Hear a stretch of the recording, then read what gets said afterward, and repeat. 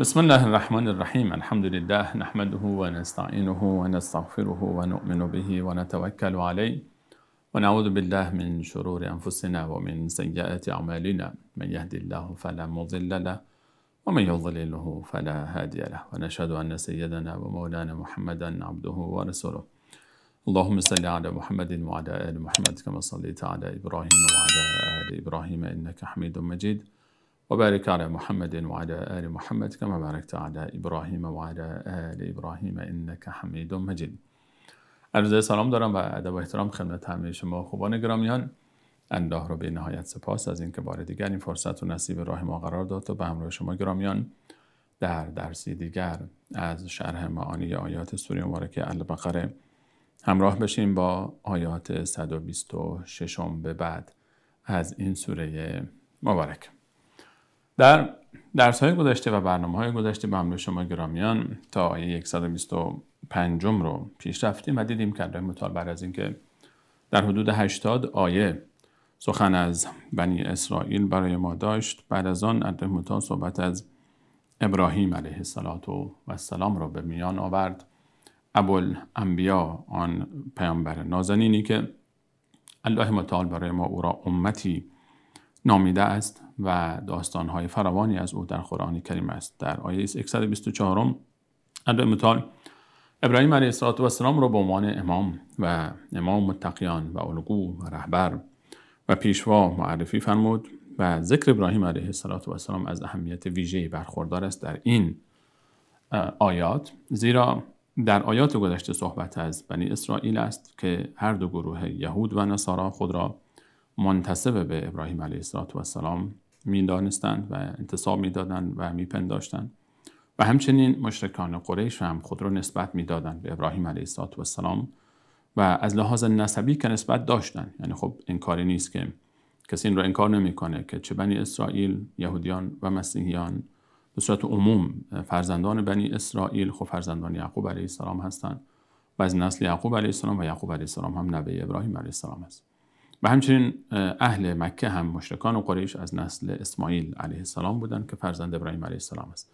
در نسبت نسبی بحثی نبود، یعنی اونها خب در این ادعای خود صادق بودند، اما آنها ادعای پیروی در دین و باور و آیین رو داشتند و این جمع نمی‌شد. یعنی شما از یک طرف بنی اسرائیل رو داریم، یهودیان و مسیحیان که اهل کتاب نامیده شدند در قرآن کریم، و از یک طرف مشرکین مکه رو که همین سه گروه با هم اصلا یکدیگر رو قبول نمی‌کردن و در آیات گذشته من جمله آیه 113 و آیه 118 الله متعال به تفصیل در این باره صحبت فرمود که این سه گروه هم با هم دیگر اختلاف داشتن در نظرات، در افکار، در باورها.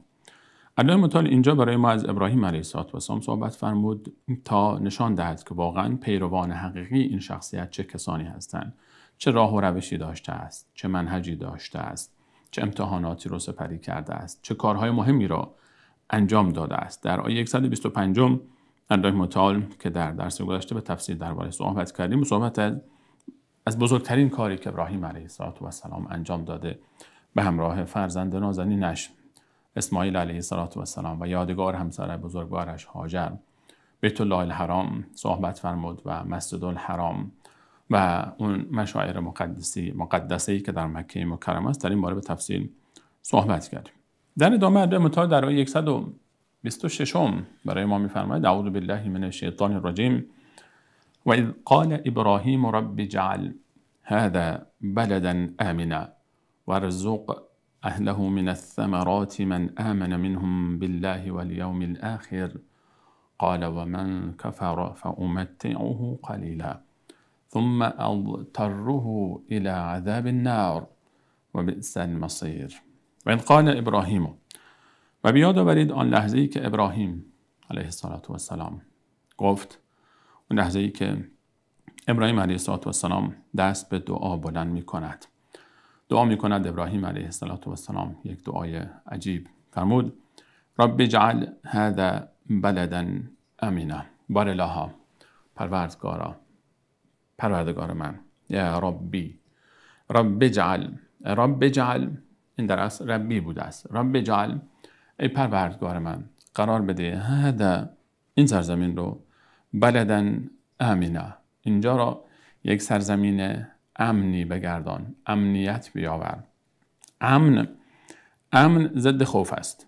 خوف یعنی ترس و امنیت یعنی جایی که ترس نیست، ناامنی نیست، ترس نباشد. وقتی که ترس نباشد، دزدی نباشد، ظلمی نباشد، ستمی نباشد، بیبندوباری نباشد و اونجا آرامش باشه، امنیت باشه، اینجا را امن بگردان.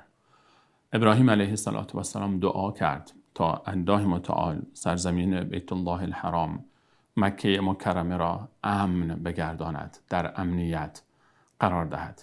فرمود رب اجعل هذا بلدا آمنا، اینجا را سرزمینی امن بگردان. هذا بلد یعنی سرزمین، بلد یک منطقه‌ای که در اونجا بالاخره انسان‌های زندگی می‌کنن. بلدا آمنا، سرزمینی امن قرار بده. بلدن اینجا با تنوین نکره ذکر شده است. این تنوین بلدن تنوین نکره است، در ادبیات عرب با عنوان تنوین نکره شناخته می شود و جایی استفاده می شود این تنوین که اون لفظ و اون اسم ناشناخته باشد هنوز. و چون اینجا بلدن هنوز مکه هنوز ایجاد نشده است، قبل از این است که شهر مکه مکی بشود. این دعا چون در ادامه آیه بعد صحبت از تجدید بنای کعبه می شود و در اون لحظه که ابراهیم علیه السلام این دعا را کرده است هنوز مکه‌ای وجود ندارد، این کلمه بلدن اینجا نکره ذکر شده است چون هنوز وجود ندارد. شبیه این دعا را ما در سوره مبارکه ابراهیم علیه السلام هم داریم. در آیه 35 آنجا الله متعال برای ما می‌فرماید که ابراهیم علیه السلام دعا فرمود که رب اجعل هذا البلد آمنا، رب اجعل هذا البلد آمنا واجنبنی و بنی ان نعبد الاصنام. ادامه دارد آیه.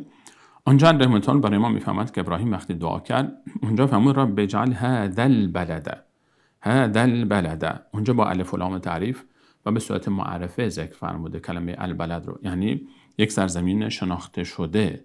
اونجا تعبیر البلد استفاده شده، اینجا تعبیر بلدن. و در این باره مفسرین اشاره کردن که از اونجایی که این دعا قبل از بنای کعبه و قبل از این بوده است که مکه شهری بشود، به خاطر همین تعبیر نکره استفاده شده. آنجا در سوره ابراهیم علیه السلام آن دعا بعد از اینکه شهر مکه شده است و بعد از اینکه بانو هاجر و اسماعیل آنجا ماندن و چشمه زمزم شروع به جوشش و خروش کرد و بعد قبیله جرهم آمدن اونجا ساکن شدن و اولین ساکنان مکه مکرمه به حساب می آیند و زندگی شروع شد و بعد ابراهیم علیه السلام آمد و خانه کعبه تجدید بنا شد و شهری شد. آنجا دوباره یک دعای دیگری شد، اون دعایی که در سوره ابراهیم علیه السلام آمده است در آیه 35. آن دعا بعد از این است که شهر مکه درست شده و این دعا قبل از این است که شهر مکه شهری بشود، در همان آغاز و ابتداست. و این دعا به این خاطر اینجا نکره به کار رفته است، هذا بلدن، آنجا هذا البلد آمد. یک تعبیر دیگر هم مفسرین استفاده کردن. برخی مفسرین گفتن که هر دو دعا در هر دو سوره، یعنی چه دعایی که اینجا ذکر شده در آیه 126 سوره مبارکه بقره و چه دعایی که در آیه 35 سوره مبارکه ابراهیم علیه السلام ذکر شده است، لفظش یکی بوده، یعنی هر دو تا این تعبیر بوده، رب اجعل هذا البلد بلدا آمنا. این دعا اینطور بوده که بار الله پروردگارا این سرزمین را سرزمینی امن بگردان. رب اجعل هذا البلد بلدا آمنا. و اینجا اون کلمه البلد حذف شده، بلدنش مونده و در سوره مبارکه ابراهیم تعبیر بلدن حذف شده و البلد باقی مانده تا هر دو دعا با دو تعبیر مختلف تکرار بشه و هر دو دعایی که در دو سوره می آید یعنی از تکرار تمام الفاظ پرهیز بشه که در بالاخره ادبیات این مسئله رعایت میشه به خاطر عدم تکرار و پرهیز از تکرار تمامی الفاظ. برای تنوع برخی از الفاظ حذف میشه، برخی از الفاظ باقی میماند. این هم تعبیری است که برخی از مفسرین ذکر کردند که برای اینکه تفاوت این تعبیر با تعبیر سوره مبارکه ابراهیم. علی کل حال ابراهیم علیه السلام دعا فرمود که رب اجعل هذا بلدا آمنا. اینجا در این سوره با تعبیر بلدن این سرزمین را امن بگردان. بعد از او ورزق اهله من الثمرات من آمن منهم بالله والیوم الاخر. بعد از اینکه دعای امنیت میکند ابراهیم علیه السلام برای این سرزمین مبارک، یک دعای دیگر هم فرمود ورزق، و رزق و روزی بده اهله، کسانی رو که اینجا ساکن هستند، اهالی این سرزمین را. ورزق، رزق بده. رزق برخلاف اون تصوری که بسیاری از ما داریم که فکر میکنیم رزق فقط معنای رزق مال دنیاست، رزق معنای وسیع‌تری دارد. رزق به هر آن چیزی گفته می شود که یک موجود زنده برای ادامه حیات خود با آن نیازمند است، چه مادی باشد چه معنوی باشد. هر آن نعمتی که یک موجود زنده برای ادامه و استمرار حیات خود با آن نیازمند است، چه آن نعمت مادی باشد چه آن نعمت معنوی باشد، اون رو میگوییم رزق.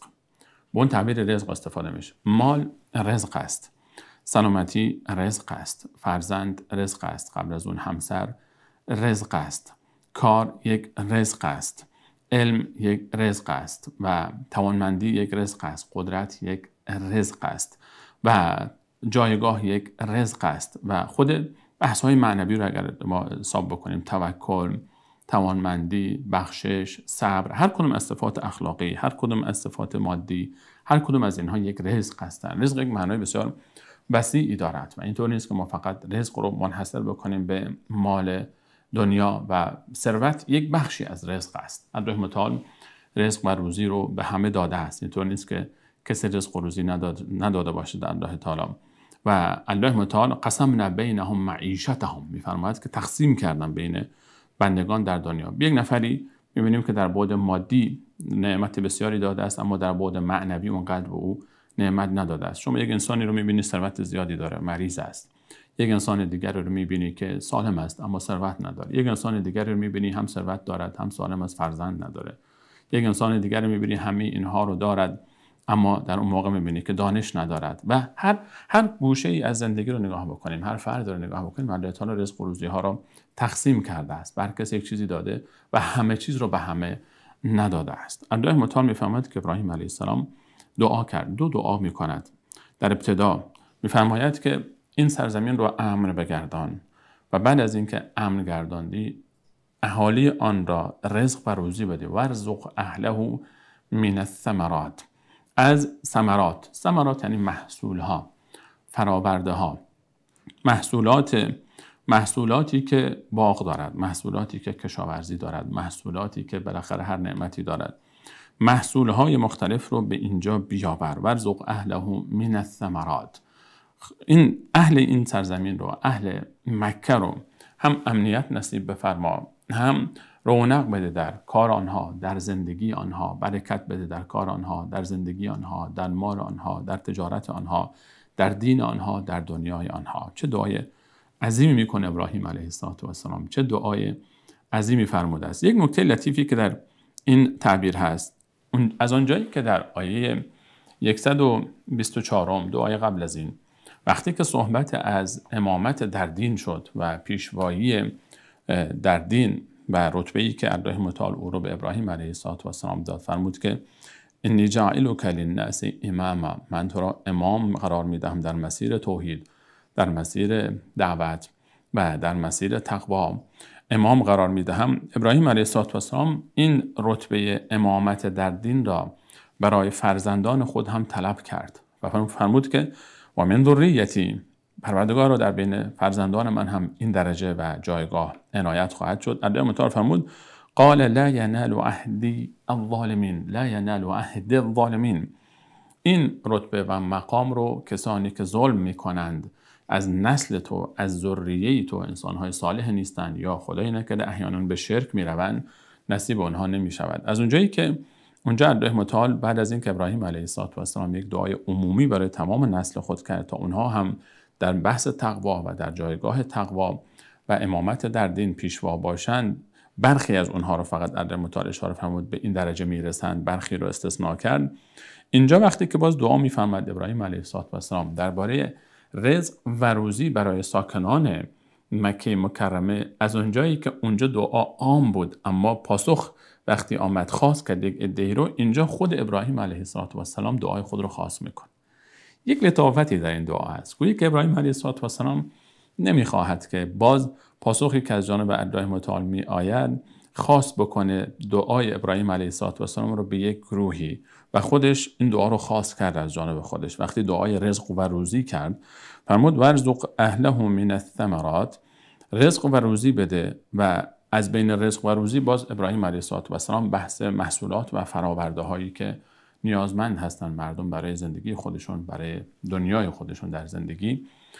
ابراهیم علیه السلام فرمود من آمن منهم بالله والیوم الاخر. بارالله همون مؤمنانشون رو من آمن، هر کسی که آمن منهم، اون کسانی که ایمان آوردن بالله، به توی الله با عظمت و موحد شدن و به تو باورمند هستند، والیوم الاخر، و با آخرت هم ایمان دارن. ارکان ششگانه ایمان رو اولی و آخری رو ذکر فرمود و اول و آخر رو ذکر کرد. به الله ایمان داشته باشن، به قیامت هم ایمان داشته باشن. وقتی کسی به الله ایمان داشته باشد طبیعتاً باید به ملائکه او باورمند باشد و پیامبران الهی باورمند باشد، به کتاب‌های آسمانی باورمند باشد. و وقتی که به روز قیامت باورمند باشد، خود به خود بهشتی هست، دوزخی هست، حساب کتابی هست و تمام این موضوع خلاصه می شود. تمام آنچه را کرده متعال ذکر فرمود.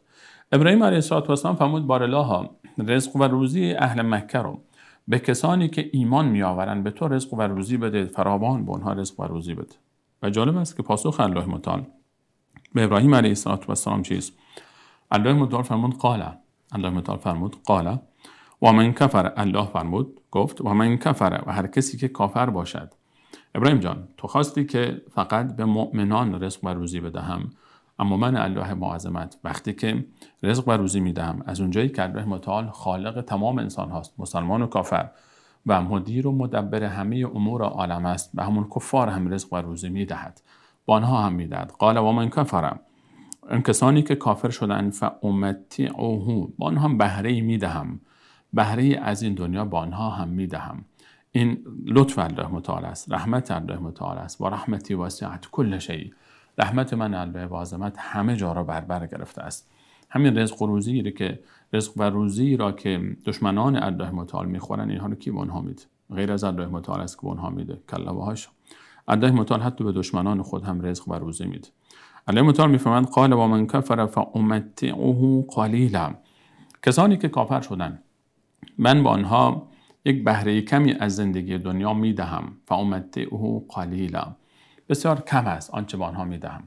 این قلیلا شاید جای سوال پیش بیاید، چطور الله متعال بهره بسیار کمی میدهد به کافران، در حالی که ما الان وقتی که نگاه میکنیم، شاید در عموم اگر نگاه بکنیم، شرایطی که فعلا امت اسلامی دارد و شرایطی که فعلا جهان با او سر و دست و پنجه نرم میکند، شاید کفار در ظاهر خیلی نعمت‌های بیشتری از ما دارن. این در شرایط ما، من تاکید کردم روی شرایط ما، چون قبل از این، از اگر 100 سال قبل برگردیم، از زمان رسول علیه السلام و خلفای راشدین تا 100 سال قبل، مسلمان‌ها در مال دنیا هم، در پیشرفت دنیا هم، در قدرت هم، در اداره امور عالم هم قدرت اول بودند و ثروت اول بودند و همه چیز به دست مسلمانان بود. تو 100 سال گذشته مسلمانان در هر چیزی در دنیا سرآمد بودند و کفار در هر چیزی پایین‌تر از مسلمان‌ها بودند. حالا در شرایط ما یک مقداری وضعیت تغییر کرده و آزمایشات و ابتلای الهی است و در ظاهر شرایط زندگی دنیای کفار بهتر است و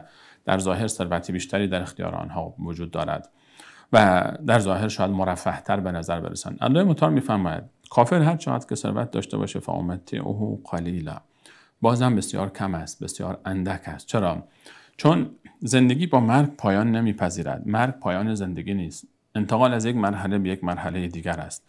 بعد از مرگ دوباره ادامه داره این زندگی و قیامتی هست، حساب و کتابی هست، بهشت و دوزخی هست. اون نعمتی را و اون بهره‌مندی را از دنیا که نصیب کافر می شود، اگر در برابر نعمت‌هایی که در جنت به مسلمانان داده می شود حساب بکنیم، هیچی به حساب نمیاد. بلکه کل دنیا با تمام آنچه که در اختیار انسان هاست، مجموعه تمام انسان ها، الله متعال می‌فرماید که فما متاع الحیات الدنیا فی الاخره الا قلیل، تمام زندگی دنیا و ثروت‌های دنیا، نه یک نفر، همه آنچه در دنیا هست در اختیار همه انسان ها، مسلمان و کافرشان، در برابر نعمت‌های آخرت هیچی به حساب نمی آید. و در روایات رسول علیه السلام فرمود که در جنت برای اون پایین ترین فرد جنت از لحاظ درجه و رتبه ثروتی داده می شود به اندازه کل دنیا و آنچه که در دنیا وجود دارد. الله متعال می‌فرماید آن ثروتی را که من به آنها دادم بسیار اندک است. بلکه آیات دیگری رو که ما نگاه می‌کنیم می‌بینیم درباره این نعمتی که الله متعال به کفار می‌دهد.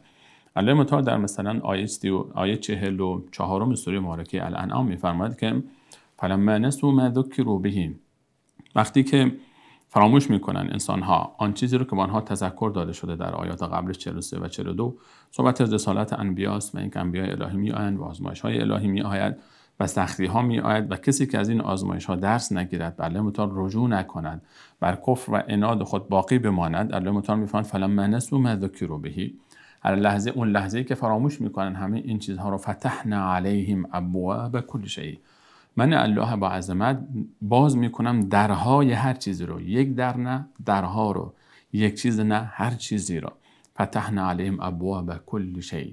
این رو علما نامش رو گذاشتن استدراج. الله متعال احیانا به بنده‌ای که در کفر است، در شرک است، در گناه است، در معصیت است، در ظلم است، در فسق و فجور است، نعمت میده به او، ثروت میده به او، شهرت میده به او، قدرت میده به او، سلامتی میده به او، تندرستی میده به او. اینی که سنت های الهی است، سنت استدراج.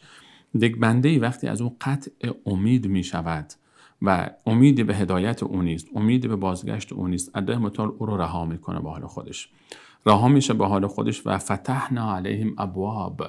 الله متعال میگه درها رو روی باز میکنم، یک در نه درهایی رو باز میکنم، کل شی، یک شی هم نه، درهای یک شی رو نه، درهای همه چیز رو. الله متعال به او همه جوره به او میدهد.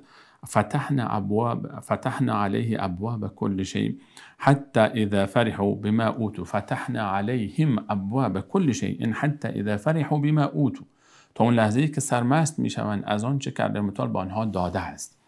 و مغرور میشه، طرف در غرور و داخل میشه، بعد فخر فروشی میکنه، منت میگذاره سر دیگران، مسلمانان رو مسخره میکنه، مؤمنین رو به عاد تمسخر میگیره. اگه من آدم بدی میبودم چرا الله متعال انقدر به من ثروت داده؟ فلانی که این همه عبادت میکنه ببین هیچی نداره، من که نه نماز میخونم نه روزه میگیرم، همه چیز دارم. و این یک آزمایش سختی است و یک ابتلایی است. این که سنت الهی است. این کلام الله متعال است.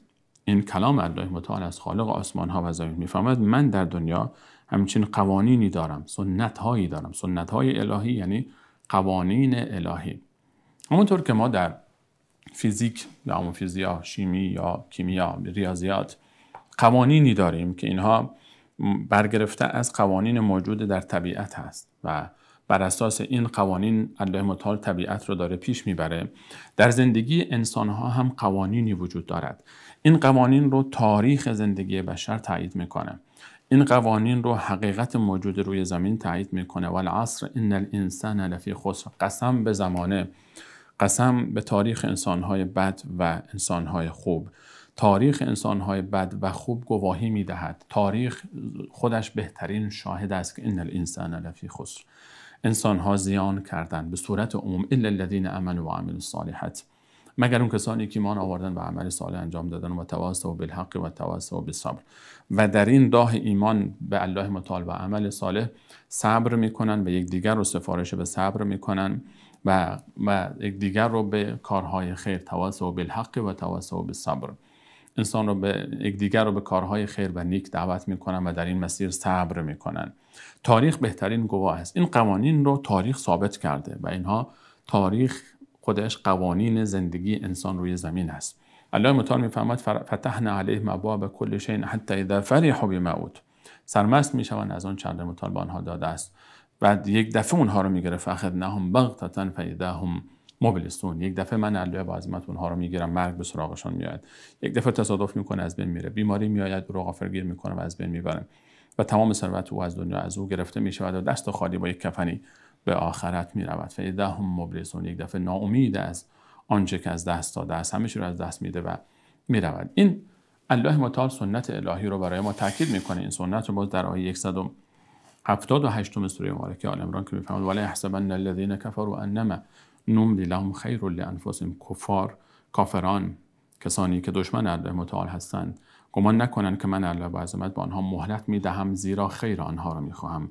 انما نملی لهم لیزدادوا اثما، من آنها مهلت میدم تا بیشتر گناه کنند، نتیجه این میشود که بیشتر عذاب خواهند دید. اینجا الله متعال برای ما میفهمد و من کفر فامتعه قلیلا، اون کسی که کافر بشود من مقدار بسیار اندکی به او میدم در این دنیا. میلیاردها هم اگر پول داشته باشه، میلیاردها میلیارد هم داشته باشه، قصرها داشته باشه، هر چی داشته باشه، مال همین دنیاست، میمیره و میره. یا در همین دنیا ورشکست میشه، او رو از اون قصر و ثروت خارج میکنن و میبرن به زندان میاندازن. و چه بسیار دیده ایم از این صحنه ها که رئیس جمهورهایی رو و وزرایی رو و سفرایی رو و تجاری رو همینطور دست بسته به زندان انداختند و ثروتش مونده و قصر و کاخش. و یا این که روی تابوتی او رو گذاشته و میبرن داخل قبر میگذارن. دو حالت بیشتر نداره. یا در زندگی این ثروت و قدرت رو از دست میده و شاهد از دست دادن آن است، یا میمیره و او رو میکشن میبرن کسی دیگری به ارث میبره. اینها ثم بعد از این که الله متعال میفهمد این حکایت تمام شد، اضطره الی عذاب النار، او رو به سوی آتش دوزخ میکشانم. اضطره، مجبور میسازم تا برود به سوی دوزخ. او رو به ناچار به این سمت میبرم. ناچار میشه که برای هیچ راهی دیگه نداره. او رو میکشن، الله متعال میبرد به عذاب دوزخ میاندازد و بئس المصیر، و چه بد سرانجامی است، چه جایگاه بدی است دوزخ برای کسانی که به دوزخ وارد میشوند. الله متعال برای ما اینجا از دعای ابراهیم علیه السلام فرمود که دعا میکنه. یک دعای عجیب دعا میکنه. اول امنیت باشد، بعد رزق و روزی. امنیت رو بر رزق و روزی مقدم می‌دارد ابراهیم علیه السلام. وقتی دعا می‌فرماید برای امنیت و برای رزق و روزی، اول می‌فرماید امنیت، بعد می‌فرماید رزق و روزی، چون امنیت قدم اول رونق اقتصاد است. جایی که امنیت نباشه اقتصاد رشد نمی‌کنه. در هر جامعه‌ای که ناامنی هست مشکلات اقتصادی هم هست. تا امنیت در جامعه نیاید و یک استقرار نسبی نیاید اقتصاد رشد نمی‌کنه. این امنیت است که سبب رونق اقتصاد می شود، سبب رونق زندگی مردم میشه. وقتی امنیت باشه تاجر، سرمایه گذار اعتماد میکنه، وارد بازار میشه، سرمایه گذاری میکنه، رونق پیدا میکنه، تجارت رونق پیدا میکنه، کشاورزی رونق پیدا میکنه، صنعت و کار، و اینه که به رشد میره، جامعه رشد میکنه و رزق و روزی بیشتر و بیشتر میشه در اون جامعه. اینجا ابراهیم علیه السلام برای ما اول از امنیت میگه. جالب است که در همین باب، یعنی درباره مکه مکرمه در سوره مبارکه قریش، الله متعال میفرماید که درباره مکه است و هم درباره قوم قریش، که الله متعال درباره کعبه وقتی صحبت میکند فلیعبدوا رب هذا البیت، بپرستید پروردگار این خانه را، الذی اطعمهم من جوع و آمنهم من خوف، اون ذاتی که آنها را از گرسنگی نجات داده است، رزق و روزی اونها را فراوان کرده است، و آمنهم من خوف، و از ترس هم اونها رو در امان نگه داشته است. آنجا اول رزق و روزی می آید، بعد امنیت می آید. اینجا ابراهیم علیه السلام اول امنیت رو خواست و بعد رزق و روزی رو، چون امنیت سبب می شود رزق و روزی زیاد بشه و اقتصاد رونق پیدا بکنه. در سوره مبارکه قریش یک نکته لطیف دیگری نهفته است. اونجا رزق و روزی باز بر اون خوف و ترس مقدم است. گویی که الله متعال به ما میگوید وقتی امنیت آمد اقتصاد می آید و این اقتصاد رشد میکنه و این رزق و روزی استمرار پیدا میکنه و این رزق و روزی در حالتی باقی میماند که این امنیت همچنان باشد. یعنی هر چقدر که مشکلات اقتصادی زیادتر بشه ناامنی ها بیشتر میشه. هر چقدر که در یک جامعه سطح رفاه پایینتر بیاد دزدی زیاد میشه، تجاوز زیاد میشه، دسترازی مال دیگران زیاد میشه و فقر، خود همین فقر سبب بسیاری از ناامنی ها میشود در جامعه.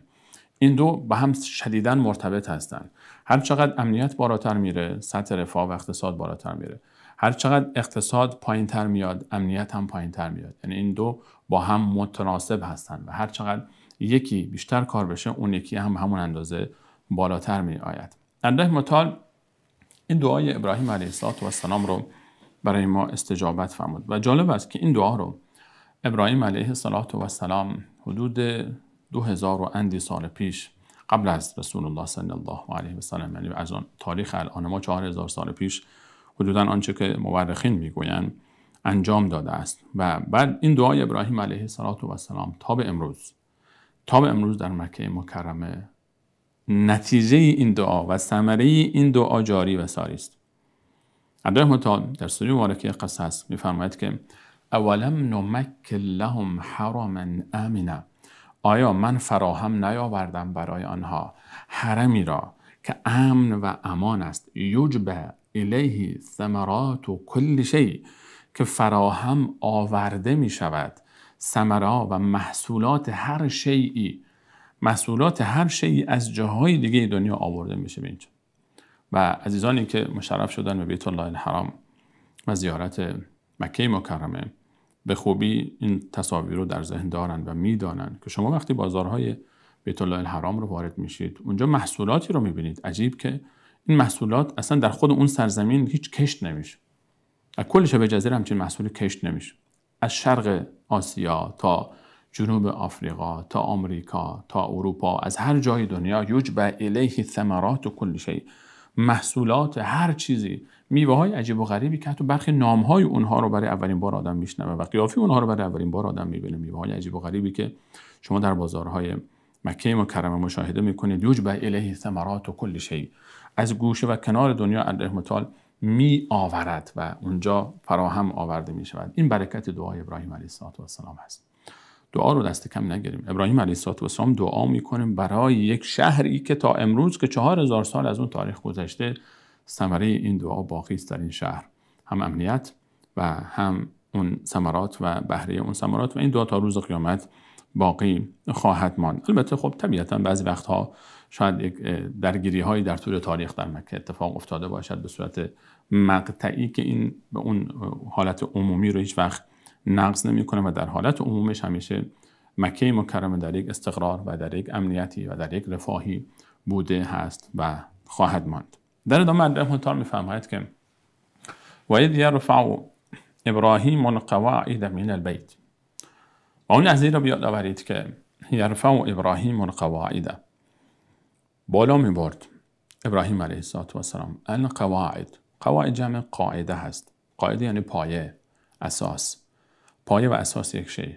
ما میگیم بر اساس این قاعده، بر اساس این اصل، بر اساس این پایه، بر اساس این اساس. اصول، قواعد رو یعنی قانون‌های یک علمی رو میگوین قاعده، یعنی چون اساس و پایه های این علم.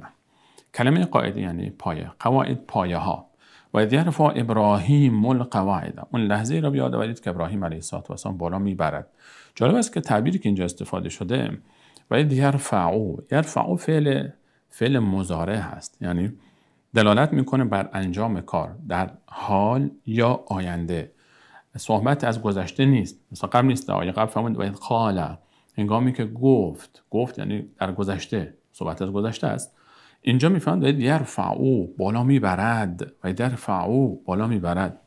گویی که متون برای ما تصویر رو اینطوری به تصویر میکشه اون صحنه رو برای ما که گویی ما اونجا حاضر هستیم. شما اونجا تصور کنید که الان شما اونجا نشستید در کنار بیت الله الحرام در محل طواف و دارید میبینید یرفع و الان بالا میبرد. یرفع ابراهیم القواعد، ابراهیم بالا میبرد پایه ها را. اون تصویر رو به تجسم کنید، خود رو بگذارید در اون فضا که الان شما دارید نگاه میکنید. ابراهیم خلیل الله علیه السلام بالا میبرد قواعد من البیت، پایه های خانه کعبه را، سنگ های خانه کعبه را یکی یکی میگذارد. و اسماعیل، و همچنین اسماعیل. و اسماعیل اینجا واو عطف است، یعنی و اذ یرفع اسماعیل، اینجا فعل برای اسماعیل هم استفاده میشه. اسماعیل خودم ضمی که روی لام اسماعیل قرار گرفته و او رو مرفوع قرار داد اینجا، یعنی این فعل رو فاعل هست. ابراهیم هم اسماعیل هم فاعل است. اسماعیل هم شراکت دارد. یک نکته سوالی پیش می آید از لحاظ صرف و نحو، یعنی ادبیات عربی، که اگر گفته میشد و اذ یرفع ابراهیم و اسماعیل القواعد من البیت، خب بعد اینطور می بود است. اسماعیل چرا بعد از کلمه ابراهیم ذکر نشد؟ چرا آخر ذکر شد؟ چرا نبود؟ چرا تعبیر این گونه نیامد؟ و اذ یرفع ابراهیم و اسماعیل القواعد من البیت، اون لحظه ای که بالا میبرد، تصور کنید اون لحظه را که بالا میبرد ابراهیم و اسماعیل پایه های بیت رو بالا میبرند. چرا اونطور نیامد؟ علما فرمودند که تأخیر نام اسماعیل در پایان جمله و ذکر شدن ابراهیم به صورت تنها و اذ یرفع ابراهیم القواعد من البیت و اسماعیل، این که اسماعیل آخر جمله ذکر شده، در میان جمله نیامده بعد از ذکر نام پدر بزرگوارش، نشان از این دارد که دستور به ابراهیم علیه السلام بوده است. یعنی امر الهی متوجه ابراهیم علیه السلام است. یعنی امر آمده ابراهیم این کار را انجام بده. ابراهیم خودش اسماعیل فرزندش را در این کار عظیم و بزرگ شریک کرده است. به همین خاطر در پایان جمله نامش ذکر شده است و اذ یرفع ابراهیم القواعد من البیت و اسماعیل. یک نکته لطیفی در این نهفته است که انسان، عزیزانی که فرزندی دارند، هر کار بزرگی رو که شما میخواید انجام بدید در زندگی، فرزندتون رو با خودتون در اون کار شریک بکنید. وقتی عبادتی رو انجام میدید، فرزندتون رو با اون در عبادت شریک بکنید.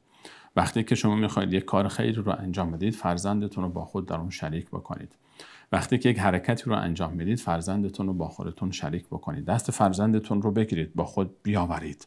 در این کار با خود داشته باشید. فرزندتون رو فراموش نکنید. فرزندتون رو با خودتون بیاورید. دست فرزندتون رو بگیرید. نگید که این بچه هنوز وقت زیاد داره، صبر کن تا بزرگ بشه. فرزندتون رو با خودتون شراکت بدید در کارها. و یرفع ابراهیم القواعد من البیت و اسماعیل. اون لحظه ای که بالا میبرد ابراهیم علیه السلام پایه های خانه کعبه را و اسماعیل.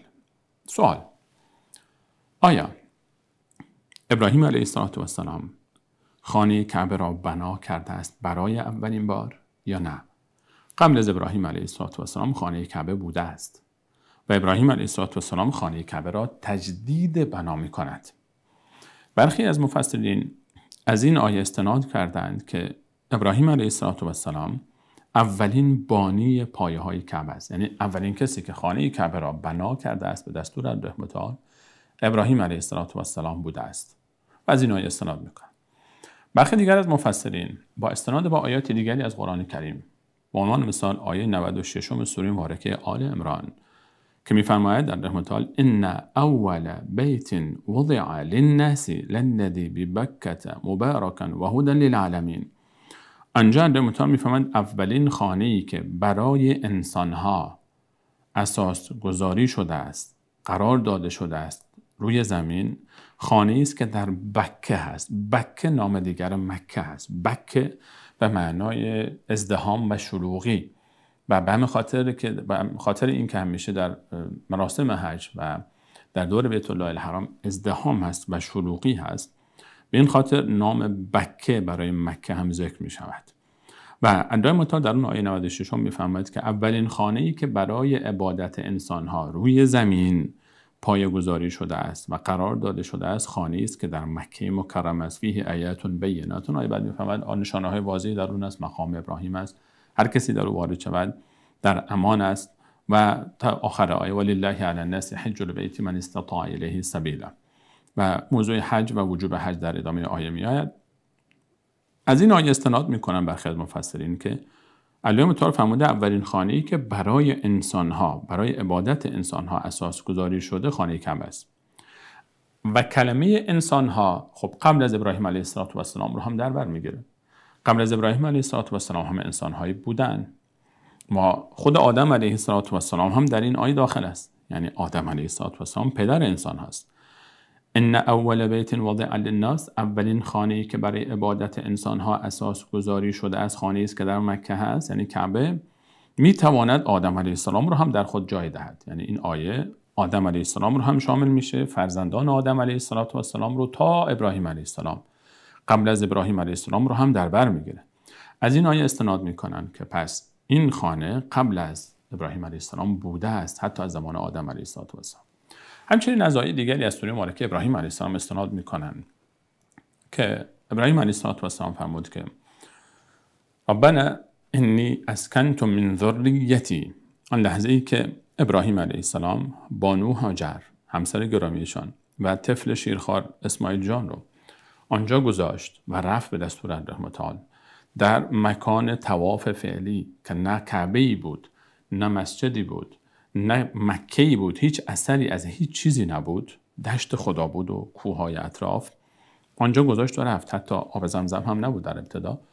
آنجا گذاشت، فرمود ربنا انی اسکنتو، من اینجا سکنا دادم، اینجا گذاشتم، من ذریتی، یک بخشی از خانواده خود، چون ساره اینجا نبود، کل خانواده نبودن، بانو ساره همسر اولشون در شام بود، بواد غیر ذی زرع، در یک سرزمینی که لم یزرع هست، هیچ زراعتی نیست، هیچ کشاورزی نیست. وقتی که زراعتی نیست یعنی آبی نیست. وقتی آبی نیست آبادانی نیست. هر جایی که آب نیست امکان ندارد آبادانی باشد.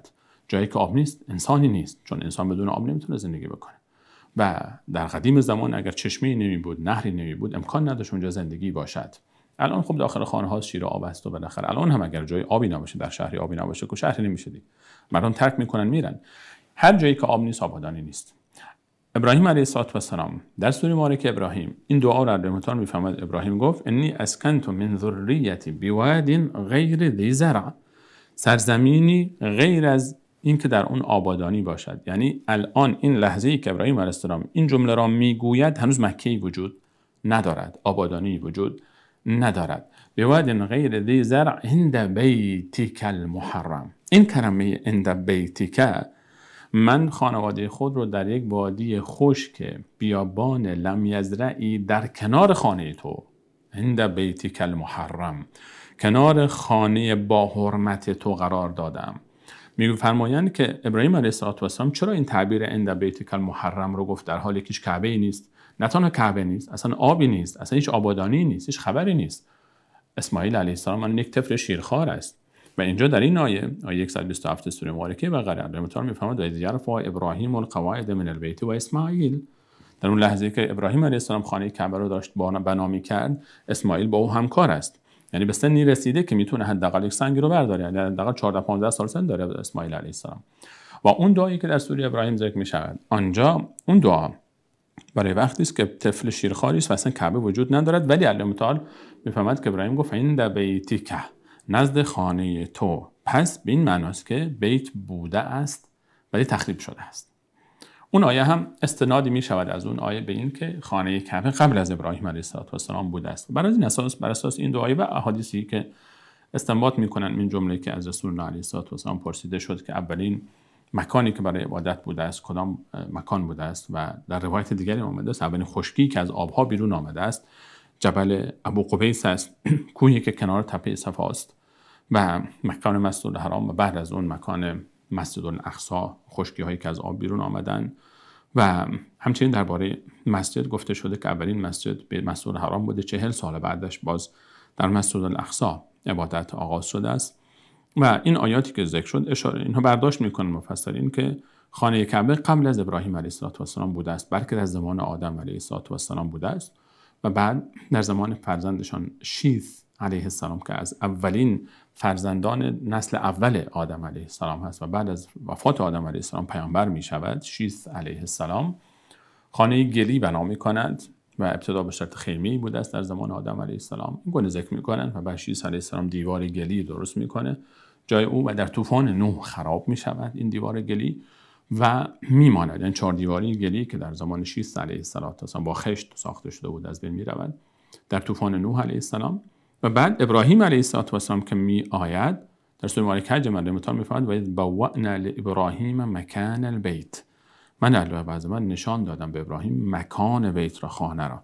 یعنی یک تپه در روایتی هم آمده است که رسول الله علیه السلام فرمود که ابراهیم علیه السلام جبرائیل آمد و با او یک تپه‌ای بود، تپه خاکی بود، نشان داد که اینجا مکان خانه است و گویی که همون اثر خانه تخریب شده که زمان شیث علیه السلام ایجاد شده بود رو نشان داد بهشون و ایشون اونجا پایه‌های خانه را بالا آورد. و در فو ابراهیم القواعد من البیت و اسماعیل، حالا چه در زمان ابراهیم علیه السلام بوده باشد، چه قبل از ابراهیم علیه السلام و ابراهیم علیه السلام تجدید بنا کرده باشد، مهم این است که از زمان ابراهیم علیه السلام تا به امروز خانه کعبه بوده است و هنوز هم باقی است و سالها یعنی بارهای مختلفی تجدید بنا شده است. خانه کعبه بارها و بارها تجدید بنا شده است. خب این خانه است، خشت و گل است و سنگ الان از سنگ است، طبیعتاً به مرور زمان نیاز به بازسازی دارد. و یرفع ابراهیم القواعد من البیت و اسماعیل، دو پیامبر بزرگوار الهی به دستور الله متعال مشغول بنای خانه الله متعال هستند، خانه کعبه. یعنی دستور از طرف الله متعال است، دو پیامبر الهی این کار رو انجام میدند و اون هم کار تجدید بنای کعبه. با این وجود یک دعای عجیبی در ادامه ماجرا می آید. اون لحظه ای که این دو بزرگوار دارن خانه را بنا میکنند، الله متعال میفرماید دعا میکردن ربنا، گفتن بارالله، ربنا بارالله تقبل منا، از ما قبول بفرما. چه نکته عجیبی است در این آیه، خیلی نکته عجیبی است. دو پیامبر الله متعال خانه کعبه را بنا میکنن به دستور الله متعال. دستور الهی برای بنای خانه کعبه در مکان مسجد الحرام و باز میگن بارالله قبول بفرما. این نشان از این دارد که من و تو نباید به عبادتهای خودمون مغرور بشیم. فکر نکن که اگر 2 رکعت نماز خواندی دیگه خلاص، دیگه تو وضعیت خوبه، دیگه مستقیم میری بهشت. اگر روزه گرفتیم، اگر قرآن خواندیم، اگر صدقه انجام دادیم، اگر هر کار خیری کردیم، مهم عمل خیر نیست، زیادی کار خیر نیست، کثرت عمل نیست، مهم قبولی عمل نزد الله متعال است. مهم اینه که الله بپذیرد. اگر الله عبادت من و تو را نپذیرد، این عبادت به چه دردی میخوره؟ ابراهیم علیه السلام و فرزند نازنینش اسماعیل جان خانه کعبه را به دستور الله متعال بنا میکنند. خانه کعبه را بنا میکنند و باز میفرمایند که ربنا تقبل منا، بارالله از ما قبول بفرما. این تواضع است، این اخلاص است، این فهم درست است. بارالله قبول کن. ما تلاشمون را کردیم که به بهترین وجه ممکن آنچه را که شما از ما خواستی انجام بشود. قبول کن از ما. هر وقت دعا میکنیم، یک نکته‌ای که در این آیه نهفته است، در هنگام انجام عبادت وقت دعاست. یکی دارن هنوز میسازن، در حال ساخت هستن، خانه رو دارن پایه‌هاش رو بالا میبرن، همزمان دعا هم میکنن. هر عبادتی وقتی برای دعاست. عبادت داری انجام میدی، دعایی داشته باش. در همون اثنای عبادتت، بعد از عبادتت وقت دعاست. و هر عبادتی رو انجام میدی از الله بخواه که اون رو از تو قبول بکنه. و در شروط قبول شدن یک عمل 2 نکته بسیار مهم است. یک عمل نزد الله متعال وقتی قبول می شود که 2 شرط داشته باشد. اگر این 2 شرط رو نداشت، امکان ندارد این عمل قبول بشه. اگر این 2 شرط وجود داشت، امید به قبول شدن او هست و دعا بکنیم تا قبول بشه. این 2 شرط، یکی اخلاص است که عمل من خالصاً برای الله تعالی باشه، فقط و فقط، به خاطر ریاکاری نباشه، به خاطر تعریف و تمجید دیگران نباشه، به خاطر این نباشه که فلانی بگه به به چه چه، عجب تلاوتی میکنه، عجب قرآنی میخونه، این عجب نمازی میخونه، چه خشوعی داره این آدم، ماشاءالله این هر روز روزه میگیره، آفرین به این دوشنبه ها روزه است، پنجشنبه ها روزه است، آفرین به این عجب انسان خیری هست. هدف من این نباشه. حالا بعضی وقتا هست که خب شما وقتی میری مسجد نماز میخونی، خب نمیتونی خودتو پنهان بکنی از چشم مردم. میبینن که نماز خوندی، شما روزه میگیری، شما رو دعوت کردن برای غذای، میگی خب من روزم، خب نمیتونی نگی، این یک بحث دیگه است. شما یه جای تلاوتی میکنی، قرآن میخوانی، کسی میاد و نگاه میکنه، میبینه، خبر میشه، طبیعی است. یک جای انسان صدقه میده، یک کسی میبینه که صدقه داد، این یک موضوع دیگر است. ولی اینکه من انجام بدم تا دیده بشم، این یک چیز دیگر است. ریاکاری نباشد. ریا یعنی در معرض رؤیت دیگران قرار گرفتن، خود رو در برابر چشم دیگران قرار دادن. عمدن من این کار بکنم که بر فلانی خبر بشه من این کار میکنم. عمل باید خالصانه فقط برای الله متعال باشد، نه برای غیر الله متعال، نظر غیر الله متعال نباشه، برای تقرب به فلانی و فلانی نباشد، خالصا لله تعالی، شرکی در او نباشد. عمل فقط به خاطر الله است، نه به خاطر تقرب به فلان ولی یا به فلان نبی یا به فلان امام یا به فلان، فقط به خاطر الله متعال. و دوم یک اخلاص است و دوم عمل بر اساس سنت رسول علیه السلام باشه، بدعت در او نباشد. عملی که بدون اخلاص باشد، هر عبادتی بدون اخلاص می شود عبادت منافقین، چون اخلاصی در اون نیست، انجام میدن، منافق هم کارهایی رو انجام میده. عمل بدون اخلاص می شود نفاق. و اخلاصی که باشد، اخلاص باشد ولی عمل درست نباشد، بدعت باشد، بر اساس سنت رسول علیه السلام نباشد، می شود بدعت و خرافات. باید اخلاص باشد و اتباع رسول علیه السلام. این 2 عمل، اگر این 2 در هر عملی این 2 چیز بود خالصانه، و با سنت رسول علیه السلام مطابق بود، اون موقع می شود که امید قبولی این عمل رو نزد الله متعال داشت. هر عبادتی رو انجام میدیم مهم این است که الله متعال بپذیرد. و عزیزانی که در این باب پیش رفتن رابطه با الله متعال جمله عجیبی دارن، میگویند که اگر من بدانم که یک سجده من نزد الله متعال قبول شده باشد، یک سجده من، همین الان آرزو میکنم که از دنیا بروم، چون همون یک سجده قبول شده نزد الله متعال برای من کافی است. ما نمیدانیم کدوم یک از عبادت‌های ما نزد الله متعال قبول شده است. تلاش بکنیم عبادت‌ها را به شکلی انجام بدیم که الله متعال از ما بپذیرد، با سکون، با آرامش، با اخلاص، با اون شکلی که به ما گفته شده است. ربنا تقبل منا، بار الله از ما بپذیر، انک انت السمیع العلیم، همانا تو شنوا هستی، میشنوی دعای ما را و علیمی، خبر داریم. سمیع علیم. بعد از دعا وقتی که الله متعال تعبیر السمیع العلیم بعد از حکایت دعا وقتی ذکر می شود، اشاره به نکته زیبا دارد که اون ذاتی رو که تو از اون می طلبی هم صدای تو را می شنود و دعای تو را می شنود و فریاد تو را می شنود و هم حتی اگر تو به زبان هم نیاوری از حال تو خبر است. ربنا انک انت السمیع العلیم. بار الله ما داریم دعا میکنیم و از تو میخواهیم دعای ما را بپذیری، عبادت ما را قبول کن، دعای ما را بپذیر.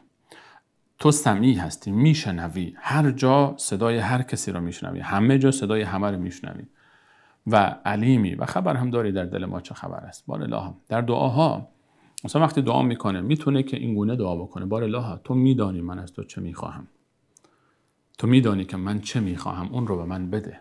هرچند که بهتر است انسان هر چی را که میخواهد به زبان بیاورد. رسول علیه السلام فرمود در دعا از الله متعال بخواهید، هر چی که میخواهید بخواهید، نه به بزرگی آن طلب خودت نگاه کن، نه به کوچکی طلب خودت.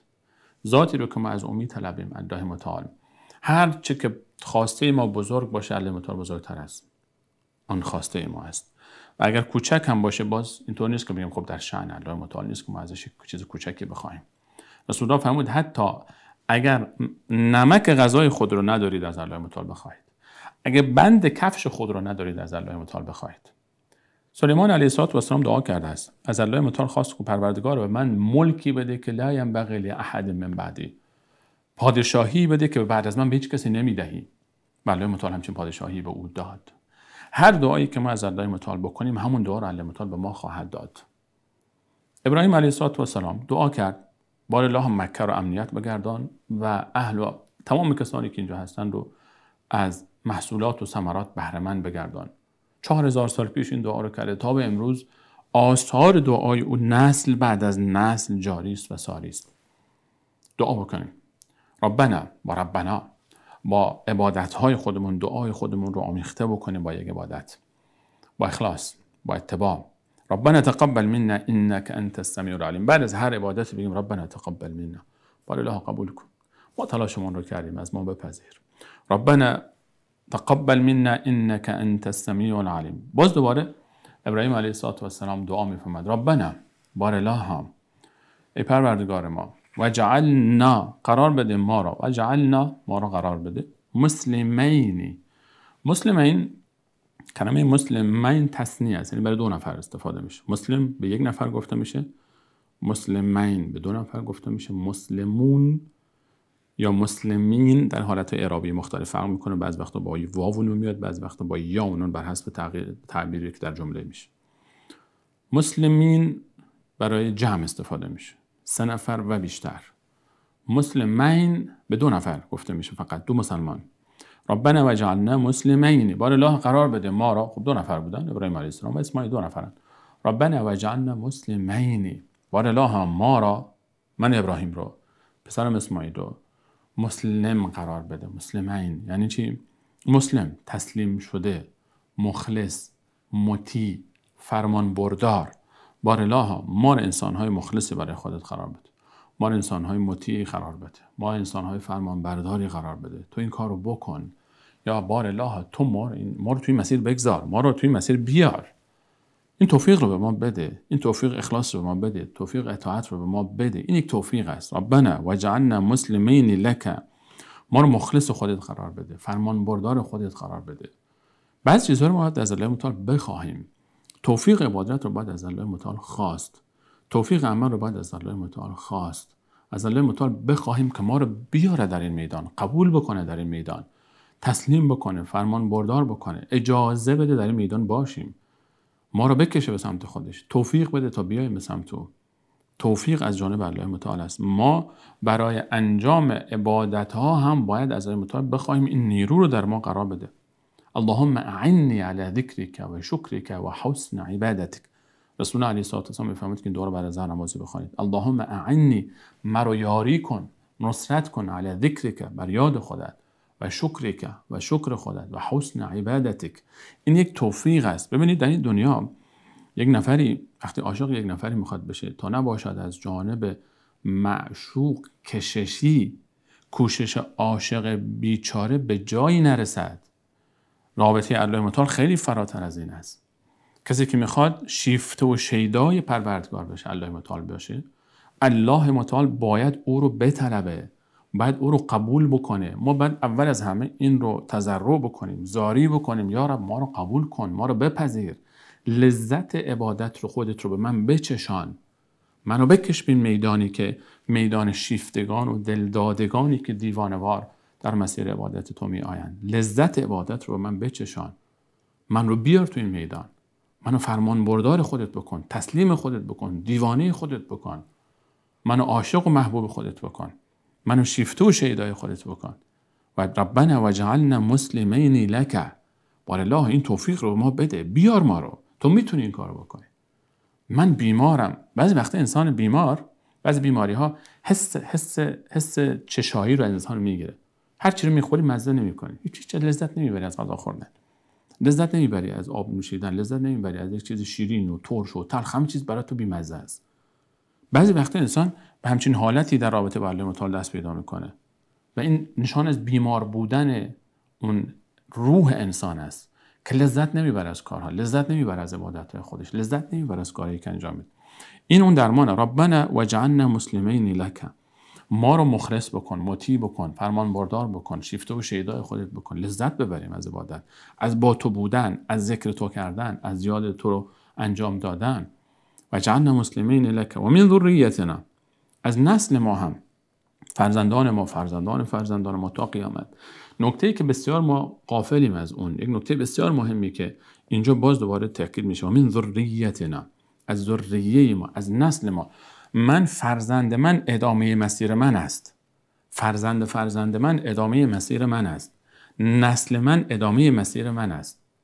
من انسان زیرک کسی است که به خودش فکر نمیکنه. من وقتی مردم باید مسیر من ادامه پیدا بکنه، نسل من ادامه پیدا میکنه. برای فرزندانمون دعا کنیم و من ذریتنا، از نسل من، امتا مسلمتا لک، ما رو مخلص و فرمان بردار خودت بکن و از نسل ما امتی رو مخلص و فرمان بردار خودت قرار بده. امت، یک گروهی رو عظیم، هزاران نفر، میلیون ها نفر از نسل من بیاور یا رب، میلیون ها نفر بیار که در راه تو مخلص باشن، فرمان بردار و مطیع باشن، سرباز راه تو باشن، شیفته و شیدای تو باشن. این دعاست. آدم وقتی دعا میکنه جهانانه دعا میکنه. این دعای جهانانه است. خانه کعبه رو داره بنا میکنه ابراهیم علیه السلام، همزمان وقتی خانه کعبه رو بنا میکنه این فکر رو نگاه، دوراندیشی رو نگاه بکنید، این وسعت دید رو نگاه بکنید، این اخلاص رو نگاه بکنید، این فهم رو نگاه بکنید. خانه کعبه رو داره همین جوری که داره دیوارهای خانه کعبه رو بالا میبره دعا میکنه، برالله من اسماعیل جان از نسل من اسماعیل، از نسل من، از نسل ابراهیم علیه السلام تمام پیامبران بنی اسرائیل آمدن، اسحاق علیه السلام، بعدش ما می‌بینیم یعقوب علیه السلام، یوسف علیه السلام، عیسی علیه السلام، موسی علیه السلام، سلیمان و داوود علیه السلام، همین از نسل یکی از فرزندان ابراهیم هستند. محمد مصطفی علیه السلام از نسل همین اسماعیل جان است که داره خانه کعبه رو بنا میکنه. و من ذریتنا امه مسلمه لک، یک امت مسلمانی رو بیاور. میلیون ها نفر از نسل من، یا رب وقتی دعا میکنیم اینطور دعا بکنیم، یا رب منو در راه خودت بیار، نسل منو بیار، هزاران نفر، شاگردان من، فرزندان من، نوادگان من، میلیون ها نفر از نسل منو در راه خودت بیار. دعامون رو دعای عظیم، اینو میگن دعای است. امتا مسلمه لک، یا رب من یک امتی میخوام، من میخوام روز قیامت وقتی پیش تو آمدم از نسل من یک امتی صالح و مصلح پشت سر من باشن، افتخار کنم وقتی نگاه میکنم همه از فرزندان من بودن. اینا همه نتیجه دعای من بودند. و جعلنا مسلمین لک و من ذریتنا امة مسلمة لک و ارنا مناسکنا. به ما نشان بده بار الله مناسک ما را. مناسک جمع منسک است. منسک از نسک گرفته شد، یعنی عبادت. به ما یاد بده راه عبادت کردن رو. یاد بده چطور تو عبادت کنی. به ما یاد بده. من بلد نیستم یا رب. من نمیدونم چطور نماز بخونم. من نمیتونم از نماز خودم لذت ببرم. تو به من یاد بده این چیزا، توفیق بده. من در مسیر قرار بده. و ارنا مناسکنا. مناسک اینجا برخی از مفسرین گفتن چون در سیاق خانه کعبه و مکه و مکرمه است، مناسک حج مراد حج است. و ارنا مناسکنا معنی عامترش این است که تمام عبادت‌های ما. حالا یکی از این مناسک خب عبادت‌های حج است. مناسک معنای عبادت‌ها به معنای عمومش. عبادت‌های ما رو ما نشان بده. راه رو ما نشان بده. محل عبادت رو، چگونگی عبادت رو، زمان عبادت رو. و ارنا مناسکنا و تب علینا. تب علینا بار الله توبه کن بر ما. تحت لفظی چی میشه؟ توبه کن بر ما. و توب علینا بار الله برگرد.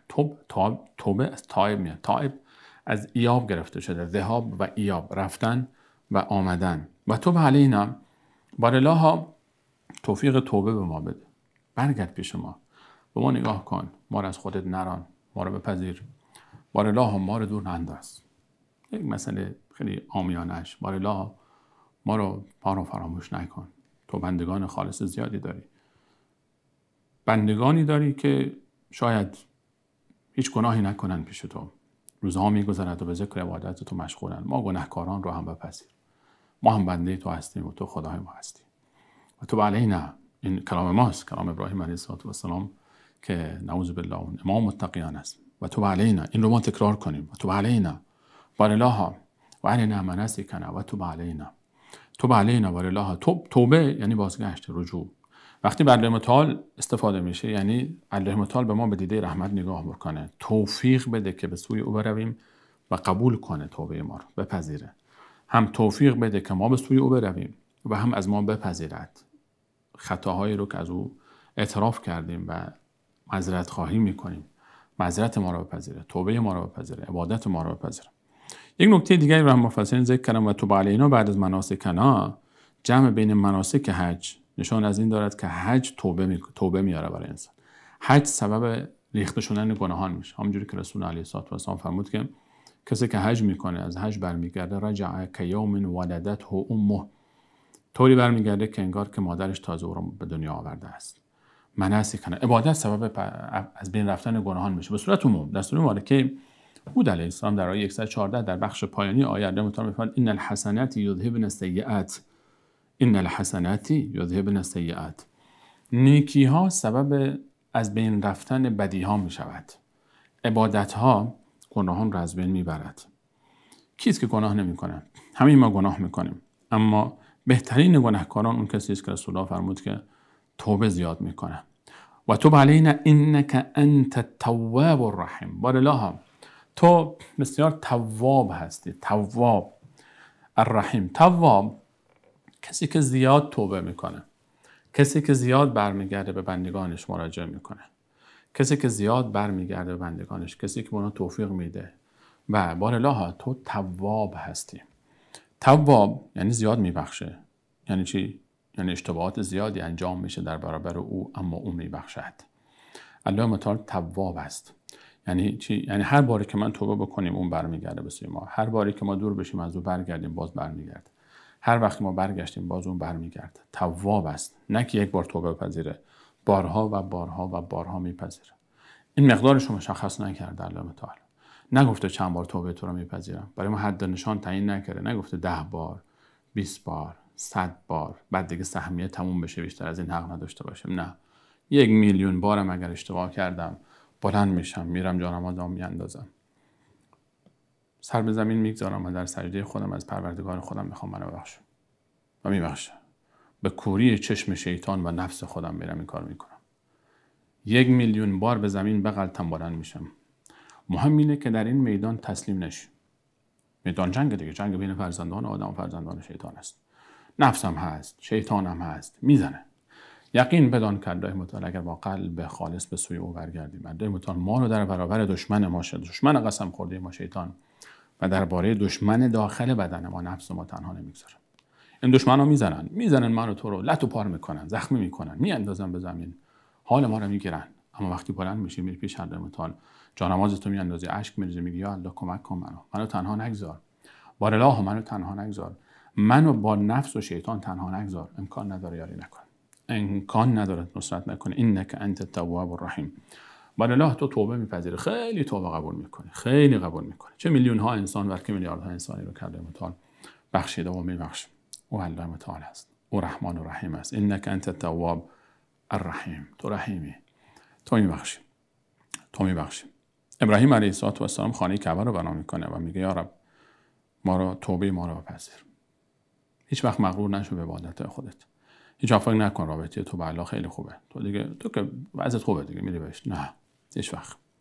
ابراهیم علیه السلام خانه کعبه رو بنا میکنه، میگه خدای منو ببخش.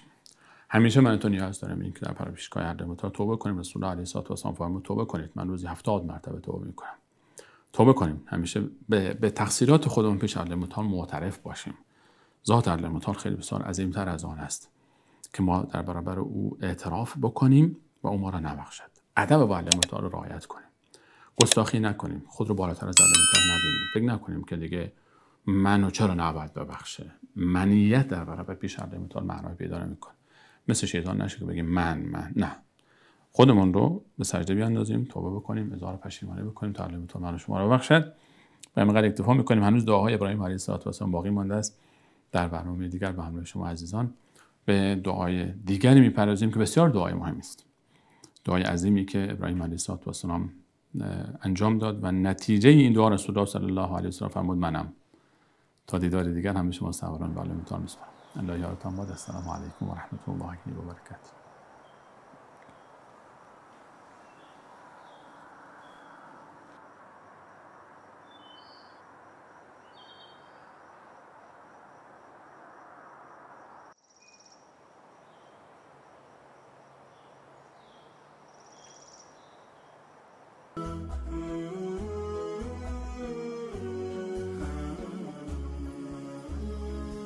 عزیزانی که مایل به دریافت این برنامه جهت پخش در کانال‌های خود هستند، با راه‌های ارتباطی زیر مکاتبه نمایند.